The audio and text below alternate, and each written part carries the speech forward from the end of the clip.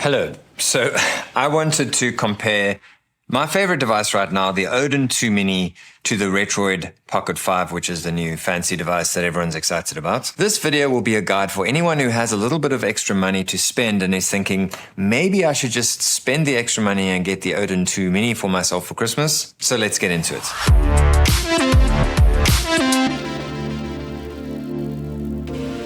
But before we get into it, let me talk about PCBWay. They have been sponsoring my channel for a while now. Check out their website, PCBWay.com. They do custom CNC milling. They can create plastic shells for you for a product that you're designing, custom PCBs, obviously, and quite a few other services. If you go onto their website, they have a help section which can guide you through the process. And they have a very fully functional ordering system where you build a quote for the thing that you're busy making, and they will send you the pricing and guide you through the process if you make any mistakes.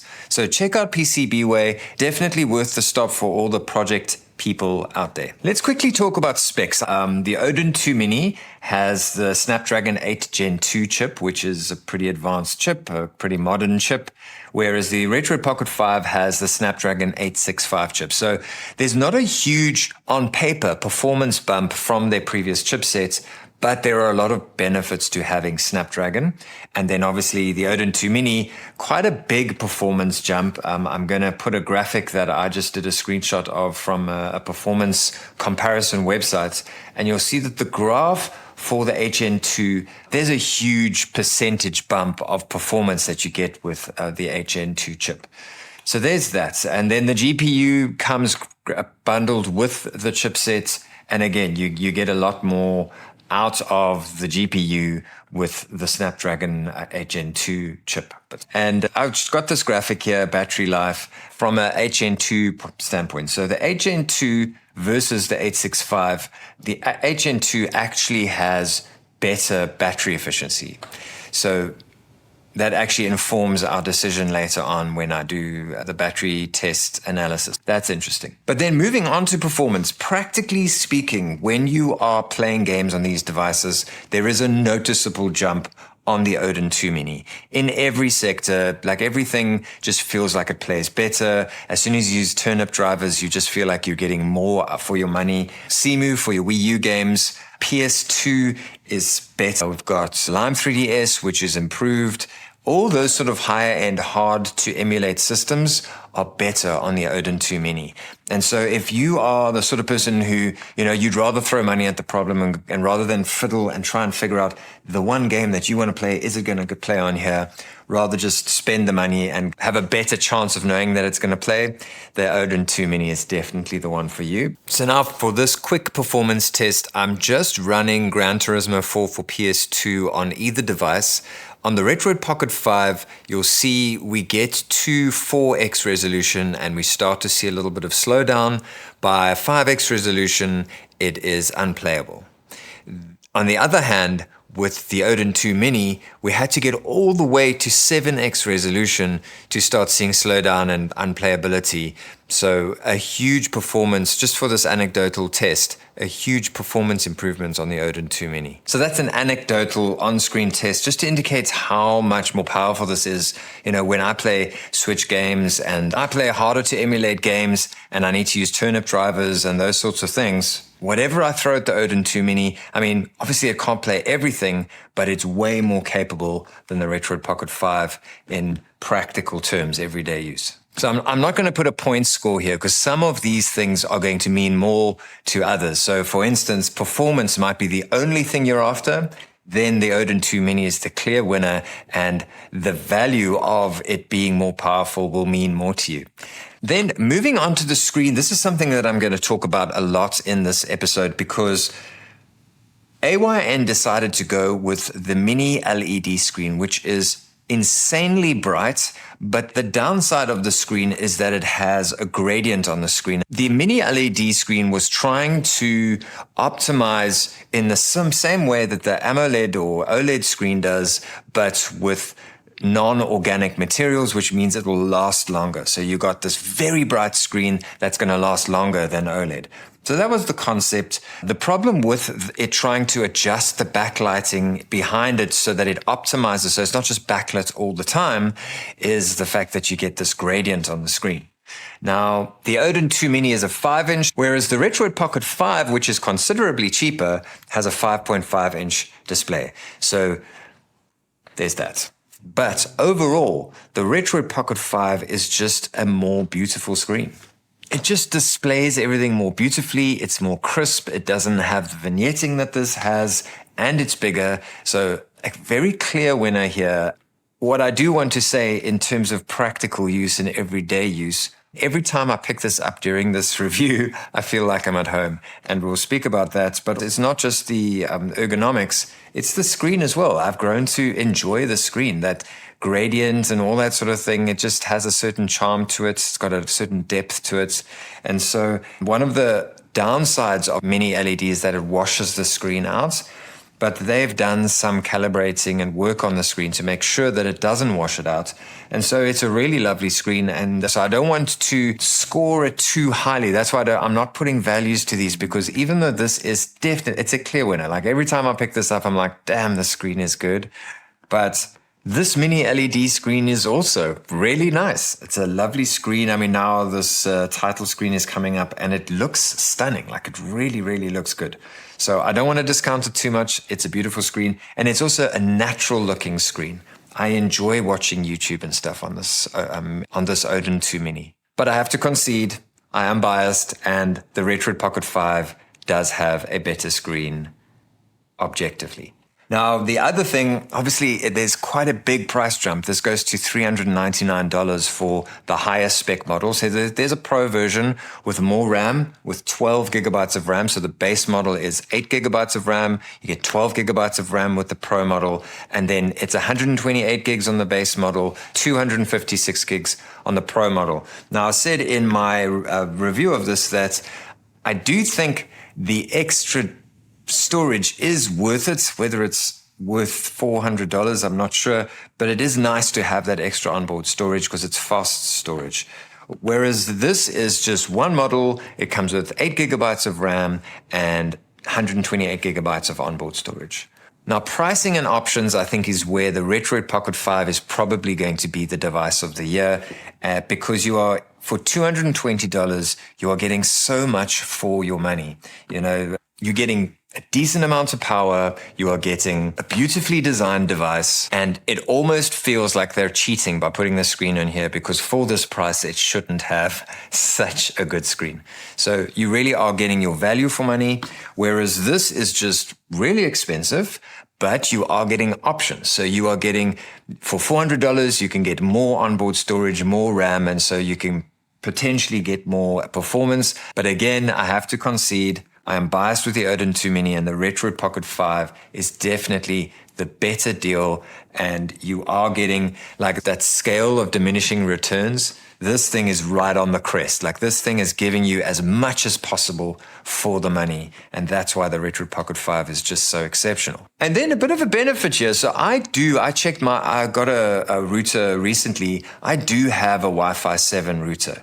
And so someone said on my channel, you know, it only benefits you to have Wi-Fi 7 if you have Wi-Fi 7 in your home, which I do. And so I was noticing considerable performance improvements with streaming on this compared to, well, this was pretty good, but this is still better, and better than, this is better than all the devices that I own because of that Wi-Fi 7. So you got Wi-Fi 7, and then Bluetooth is also improved on your 5.3 Bluetooth, 5.1 Bluetooth. So you're getting, also just Googled the 5.3 versus the 5.1, and every time Bluetooth improves, it just gets a more stable connection. It's easier to switch between devices with the Bluetooth, so it's easier to switch headphones or whatever you're using, and just a better connection overall. So for controllers and Bluetooth controllers, this definitely is better, but only by a little bit. Now, I'm throwing this in, I didn't write it down in my notes, are controls, because I just remembered something. A lot of these controls are the same. So these buttons are these sort of glossy buttons on the Odin 2 Mini. The function button layout is different. The triggers are very similar, but the one differentiating factor is that they didn't do the LED joysticks on here, and I think that was a very good move. I think it's just because it's older generation. They might include these LED sticks from the Retroid Pocket 5 on future AYN products, but these sticks are nicer.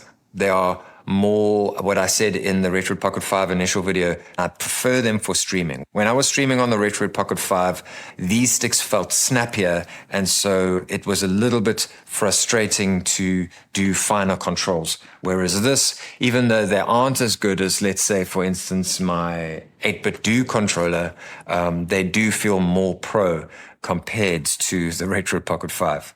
So, I mean, I have to mention that is the fact that the Retroid Pocket 5 is a D-pad up top layout.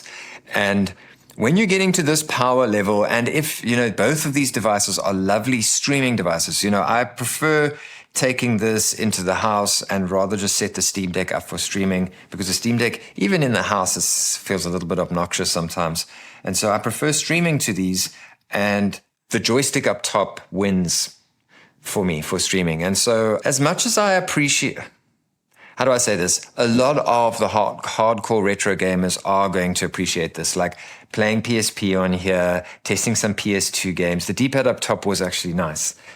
But I do think I edge towards leaning towards this being the better control layout for this sort of echelon of device. Something that the Retroid Pocket 5 has that the Odin 2 Mini doesn't have. I saw some people have installed Linux on the Odin 2, but there is a Rocknix installation available for the Retroid Pocket 5. And the big benefit of that is you can run Xbox on it. So you can play your Xbox, the original Xbox games on here with this Linux installation. So you can't do Xbox on Android. You can do it on the Linux, can create an SD card separate for your Xbox games and just run it that way, which is pretty damn cool. Other benefits, some of the emulators might run better on Linux, some of them might run worse. But if you're one of the people who really like the Retroid Pocket devices, but are quite upset about the fact that it is difficult to set these devices up, the Linux installation, even though it is a little bit quirky, and I probably will do a guide on how to set it all up, it's a one-stop shop. Once you deal with all those little quirks like how to get games on here and all that sort of thing, once it's all in here, it's done. Like they've done all the back end for you. It finds the games, it makes them run on the emulators. You don't have to link the emulators up. You can customize it, obviously, but you can pretty much just install this, put games on, add your BIOS, and off you go. That's pretty much it. And then there's little things that you can add and get your retro achievements going and all that, but it's all integrated. So that is a huge plus for beginners who want a fancy device, and then later on you can try and figure out Android.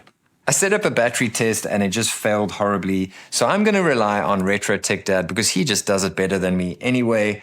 And I've put the links in the description to his video. Retro Tech Dad does very comprehensive reviews, and his test of the Odin 2 Mini revealed a 2.5 hour, like the high stress test. And then the high stress test on the Retroid Pocket 5 was 3.5 hours. So he was getting at least an hour more on the Retroid Pocket 5 with his battery stress test. That is quite a big deal, and I'm putting that down to the OLED because they haven't optimized battery life yet on this thing. So that is very impressive considering the fact that there's currently battery issues. The standby mode isn't working properly and all that, but it should be fixed before shipping. Interesting that there's so much more battery to be had with this 5,000 milliamp hour battery and this 5,000 milliamp hour battery. And once again, a big win for the Retroid Pocket 5. Now, here's one of those elusive things that, it isn't worth an extra $100 for. So this device, if you are playing retro games, holding it like this and having your fingers here is really nice. So if you're going to spend all this money and just play D-pad and action button games, then this is actually really nice. What I noted in my initial video of the Retroid Pocket 5 is how much narrower it is. So I've got the Retroid Pocket 4 Pro here just to indicate that. So the Retroid Pocket 4 Pro protrudes a little bit out the edge here in the scheme of holding a device. So when you hold the Retroid Pocket 4 Pro, there's quite a little bit more to hold onto because you've got those extra 5 to 6 millimeters. Compared to the Odin 2, again, it doesn't look like a lot when I show it to you here, but that extra 5 to 6 millimeters makes a huge deal. And then the other thing that they did is the Odin 2 Mini buttons, the the action buttons and the joysticks, they've done a diagonal layout, whereas this is very, very slight, only like a few millimeters.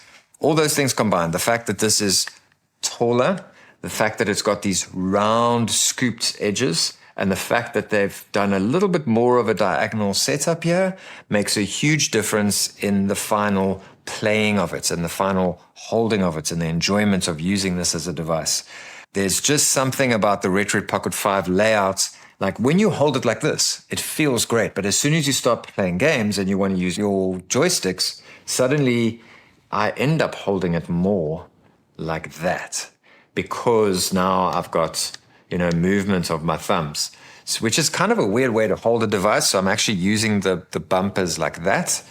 The Retroid Pocket 4 Pro with the grip is like way more ergonomic. It's more ergonomic than the Odin 2 Mini. I think they took a lot of criticism for having a separate grip, but I'm still a huge fan of this whole system of having a candy bar shape and then having a grip as an option. Buy yourself the device and then later on get the grip or whatever.